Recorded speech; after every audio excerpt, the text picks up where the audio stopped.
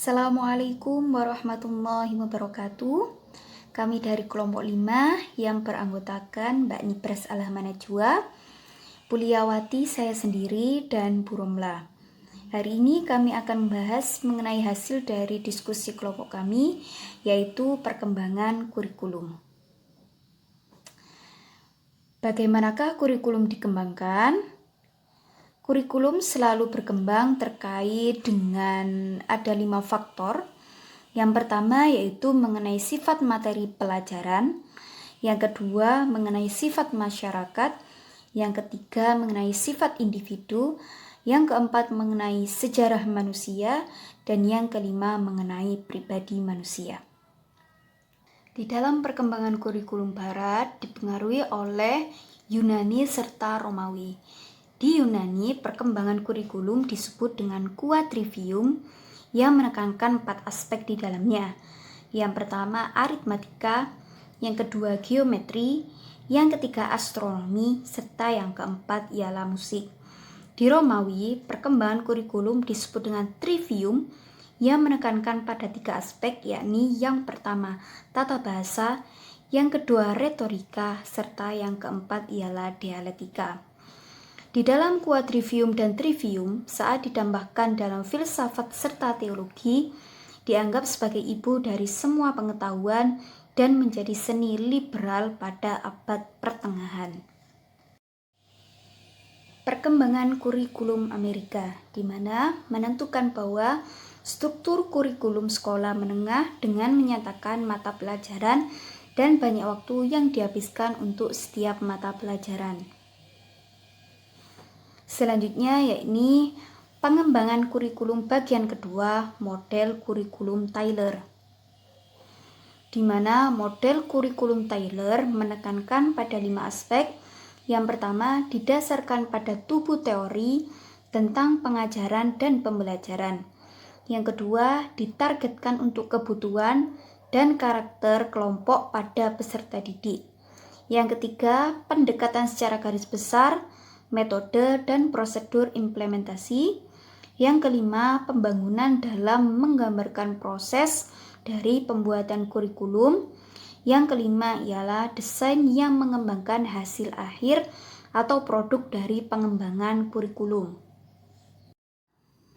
Model Taylor dari desain kurikulum Rappel-Taylor pada tahun 1902 sampai 1994, di mana di sini dibagi menjadi 3 aspek.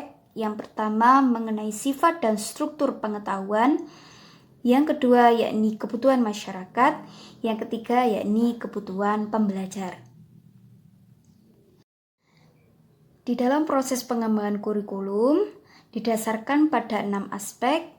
Yang pertama yakni filsafat pendidikan, yang kedua sasaran dan tujuan, yang ketiga tujuan instruksional umum, yang keempat tujuan dan hasil instruksional khusus, yang kelima analisis tugas dan pemilihan konten, yang keenam yakni kegiatan pembelajaran. Nah, selanjutnya saya akan melanjutkan penjelasan mengenai sifat dan struktur pengetahuan. Ada 3 sifat dan struktur pengetahuan. Yang pertama ada pemilihan mata pelajaran, yang kedua ada mata pelajaran tersebut, dan yang ketiga adalah landasan teori. Nah, ada beberapa hal yang perlu diperhatikan dalam memilih materi pembelajaran. Yang pertama ada kriteria. Kriteria itu berupa relevansi, kepentingan, serta prioritasnya. Yang kedua ada cakupan yang termasuk dalam jumlah, konsentrasi, serta ke dalam cakupan dari mata pelajaran tersebut. Dan yang ketiga ada urutan atau hierarki dari perkembangan kurikulum tersebut. Next, yang selanjutnya ada kebutuhan peserta didik. Nah, di sini ada beberapa kebutuhan peserta didik yang harus dipenuhi dalam mengembangkan suatu kurikulum. Yang pertama ada perkembangan kognitif perkembangan, yang kedua ada psikososial perkembangan, yang ketiga ada linguistik perkembangan, dan yang keempat ada moral atau afektif perkembangan. Nah, hierarki manusia sendiri menurut Maslow itu ada beberapa kebutuhan manusia sebagai individu. Yang pertama ada diri sendiri untuk mengaktualisasi diri, dan yang kedua ada harga diri, yang ketiga ada cinta dan milik, yang keempat ada keamanan, dan yang kelima ada fisiologis. Nah, selanjutnya setelah kebutuhan peserta didik dalam mengembangkan suatu kurikulum itu juga perlu diperhatikan kebutuhan masyarakatnya. Ada 6 kebutuhan masyarakat yang perlu untuk dipenuhi dalam pengembangan kurikulum ini. Yang pertama ada literasi, yang kedua ada kemampuan kejuruan, yang ketiga ada tatanan sosial dan moralitas, yang keempat ada kemampuan interpersonal, yang kelima ada transmisi nilai dan budaya, dan yang keenam ada kreativitas dan inovasi. Nah, di sini dalam kebutuhan masyarakat itu juga perlu diorganisir sama seperti kebutuhan pada individu. Kemudian yang selanjutnya ada kurikulum perkembangan bagian ketiga. Ada model kurikulum Taba. Ini tahun 1902 sampai 1967. Di sini ada beberapa model yang dikemukakan oleh Hilda Taba ya. Yang pertama ada mendiagnosis kebutuhan, merumuskan tujuan, memilih dan mengatur konten, memilih pengalaman belajar, kemudian mengevaluasi serta memelihara keseimbangan. Dari model kurikulum Taba ini beliau memformulasikan beberapa tujuan. Yang pertama ada pengetahuan dasar, ada pemikiran, ada sikap, perasaan, dan kepekaan, serta ada keterampilan akademik dan sosial. Selanjutnya, mengenai kurikulum Taba ini juga ada evaluasinya berupa diagnosis dan berbagai instrumen untuk mengevaluasi apakah tujuan yang sudah disebutkan tadi tercapai atau tidak. Nah, di sini juga ada 4 strategi Taba ya. Yang pertama ada 4 inti strategi Taba. Yang pertama ada pengembangan konsep. Baik, saya lanjutkan dengan pengertian dari kurikulum spiral. Pada kurikulum spiral ini, percaya bahwa strategi pengajaran induktif harus dapat digunakan untuk mengembangkan konsep, generalisasi hingga aplikasi. Artinya di sini ada 3 tingkat organisasi konten, yaitu yang pertama gagasan kunci, kedua gagasan organisasi, dan fakta.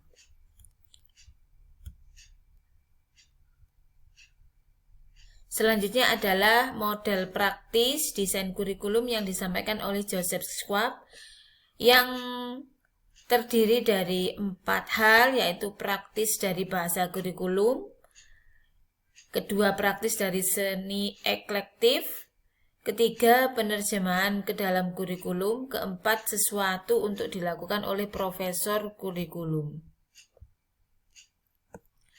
Ruang lingkup kurikulum itu sendiri ada 4 komponen. Yang pertama adalah materi pelajaran, kedua guru, ketiga pelajar, dan berikutnya adalah lingkungan.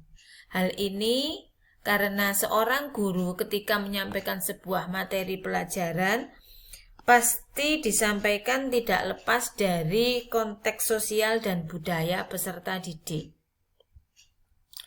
Schwab memperingatkan bahwa agar tidak hanya berfokus pada materi pelajaran atau konten saja.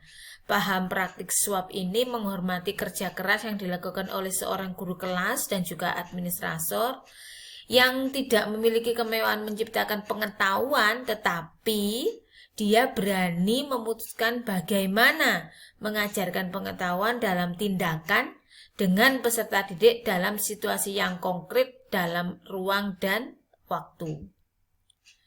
Kurikulum adalah apa yang berhasil disampaikan pada tingkat yang berbeda, pada siswa yang berbeda, oleh guru yang berkomitmen menggunakan materi dan tindakan tepat dalam pengajaran kelompok siswa tertentu. Berikutnya, saya sampaikan model pembelajaran penguasaan yang disampaikan oleh Madeleine tahun 1916 hingga 1994. Desain rencana pembelajaran adalah per unit. Yang pertama yang harus disampaikan adalah tujuan. Jadi sebelum pembelajaran disiapkan, guru harus memiliki gagasan yang jelas tentang apa tujuan dari materi yang akan disampaikan. Yang kedua, standar. Artinya, guru perlu mengetahui standar kinerja apa yang diharapkan dan kapan siswa akan bertanggung jawab atas apa yang diharapkan. Jadi, kompetensinya, standarisasi kompetensi yang diharapkan dimiliki peserta didik di sini harus ada. Murid perlu juga diberitahu tentang standar penampilannya atau performanya. Kemudian perangkat antisipasif diperlukan untuk menempatkan siswa ke dalam kerangka berpikir yang reseptif. Kemudian juga untuk memusatkan perhatian siswa pada pelajaran. Ketiga, untuk membuat kerangka pengorganisasian untuk ide, prinsip, atau informasi yang harus diikuti. Yang keempat, untuk memperluas pemahaman dan penerapan ide-ide abstrak melalui penggunaan contoh atau sebuah analogi. Yang ketiga adalah pengajaran atau presentasi. Jadi pada langkah ini guru memberikan informasi yang dibutuhkan siswa untuk memperoleh pengetahuan atau keterampilan melalui ceramah atau dibantu media baik visual maupun audial maupun gambar. Selanjutnya adalah pemodelan. Setelah materi disajikan, maka guru menggunakannya untuk menunjukkan pada siswa contoh-contoh dari apa yang diharapkan sebagai produk akhir dari pekerjaan peserta didik. Di sini perlu aspek kritis yang dijelaskan melalui pelabelan, pengkategorian, dan pembandingan. Pada tahap memeriksa atau memahami, di sini penentuan apakah siswa benar-benar sudah mengerti atau belum. Jadi, sebelum dilanjutkan ke tahap berikutnya, yaitu tahap praktik, perlu dilakukan pemeriksaan untuk mendapatkan kepastian apakah yang diketahui peserta didik tadi sudah benar-benar sesuai. Jika memang terdapat ada keraguan bahwa kelas yang diampu guru tadi belum mengerti tentang konsep dan keterampilan, maka harus dilakukan pengulangan sebelum benar-benar praktik dimulai. Selanjutnya adalah langkah praktik terpandu. Di sini merupakan kesempatan bagi setiap siswa untuk mendemonstrasikan pemahaman tentang pembelajaran baru dengan mengerjakan suatu kegiatan atau latihan di bawah pengawasan langsung dari guru. Guru dalam hal ini bisa berkeliling ruangan untuk menentukan tingkat penguasaan dan memberikan remediasi tambahan sesuai kebutuhan. Di sana kan karakteristik peserta didik berbeda-beda. Jadi scaffolding atau tingkat bantuan, tingkat bimbingan guru disesuaikan dengan apa yang sudah dimiliki oleh masing-masing peserta didik. Pada langkah penutup, di sini merupakan tindakan atau pernyataan guru yang dirancang untuk membawa pelajaran presentasi tadi sampai pada kesimpulan yang tepat. Di sini untuk menyatukan hal-hal yang dalam pikiran siswa untuk memahami apa yang baru saja diajarkan. Artinya menyamakan persepsi dari garis besar yang sudah disampaikan tadi, ditarik sebuah pemahaman yang sama, mengerucut dari sebuah paparan-paparan konsep. Fungsi dari penutupan itu adalah untuk memberi isyarat bahwa peserta didik telah sampai pada poin penting dari pelajaran yang disampaikan. Dan berfungsi juga untuk membantu mengatur pembelajaran siswa, untuk membantu membentuk gambaran yang koheren, dan untuk memperkuat poin-poin utama yang akan dipelajari. Pada tahap praktik mandiri, di sini setelah menguasai konten dan keterampilan, saatnya siswa diberi latihan penguatan. Bisa disediakan dengan jadwal ulangan atau diberikan pekerjaan rumah, bisa dikerjakan secara kelompok ataupun individu, atau bisa penugasan di kelas. Selanjutnya tentang 5 tujuan pembelajaran. Yang pertama adalah penalaran empiris, penalaran kuantitatif, ketiga komunikasi, 4 penalaran sosial, dan kelima kualitas pribadi.